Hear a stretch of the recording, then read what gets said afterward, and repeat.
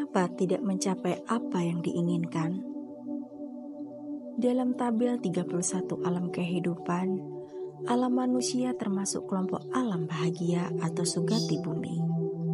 Kita masih selalu berpikir, berharap, dan berkeinginan untuk hidup bahagia di dunia maupun di alam surga atau alam dewa. Ada sebuah cerita yang terjadi di suatu daerah gurun pasir. Seorang ayah selalu mengajarkan kepada anak-anaknya berbuat baik. Bila kelak meninggal dunia, terlahir kembali di alam surga. Kemudian anaknya bertanya, seperti apakah alam surga itu? Sang ayah menjelaskan karena di gurun sangat sulit untuk melihat rumput, tanaman bunga, pohon-pohon buah, dan air yang melimpah. Sang ayah menggambarkan alam surga itu seperti suatu tempat yang berhamparan rumput hijau, tanaman bunga yang mekar beraneka ragam, pohon-pohon yang berbuah lebat dan beraroma harum. Dengan berselangnya waktu, anak-anaknya tumbuh dewasa dan pada suatu waktu mereka mengembara, sampailah di negeri Indonesia. Terperangah dan terkagumlah mereka melihat keindahan negeri Indonesia yang subur, hijau, dan makmur, seperti yang pernah digambarkan oleh ayahnya sebagai alam surga.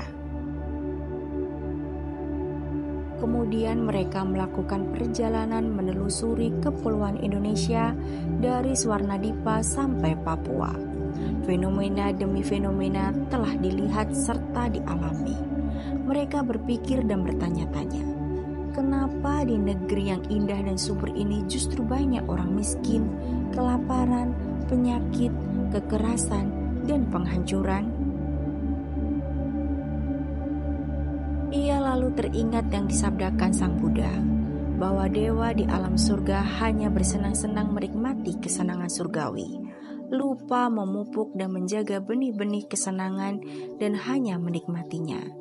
Seperti itulah yang terjadi di negeri Indonesia. Hanya memetik dan memotong, lupa menanam dan menabur, sehingga pepohonan habis dan banjir melanda di mana-mana. Dari cerita di atas dapat disimpulkan bahwa seseorang yang menginginkan, mengharapkan, mendambakan kehidupan yang menyenangkan dan bahagia, karena sebelumnya ia selalu mendapatkan kesulitan dan kesusahan, sehingga ia selalu berpikir nanti, besok, atau yang akan datang, saya akan memperoleh yang saya inginkan. Tetapi kenapa keinginan kita tidak tercapai? Dalam kehidupan, kita sering mendengar kata nanti, besok, yang akan datang, dan lainnya. Memang sekilas kata pendek ini adalah motivasi atau semangat bagi seseorang untuk melakukan suatu pekerjaan yang diemban. Namun juga tidak sedikit kata nanti, besok, atau yang akan datang, itu malah menjadi racun. Memang kata nanti akan sangat berguna untuk anak-anak. Misalnya digunakan untuk menyuruh atau mengajak. Ayo nak, bantu ibu cuci piring, nanti ibu belikan es krim. Dengan iming-iming seperti itu, anak mau melakukan apa yang disuruh. Tetapi bagi kita yang remaja, dewasa, dan orang tua, kata nanti justru menjadi sumber petaka. Banyak orang yang terobsesi dengan kata nanti, tetapi justru kemarahan, kekesalan, kejengkelan, dan emosional yang didapat karena mereka selalu berpikir nanti akan mendapatkan dan mencapai yang diinginkan, tetapi mereka tidak pernah merasakan apa yang diinginkan. Ibarat orang yang mau naik gunung, misalnya Gunung Dieng atau Gunung Bromo. Semua orang bila menceritakan mau naik gunung sudah menggambarkan keindahan dan kesenangan di atas puncak gunung. Tetapi apa yang didapat setelah segala usaha dilakukan dengan naik mobil, kuda, dan berjalan kaki berkilo-kilometer? Capek, lapar, haus. Setelah sampai di puncak Gunung Dieng dan Bromo yang ada belerang, kepulan asap, kawah, pasir, dan debu.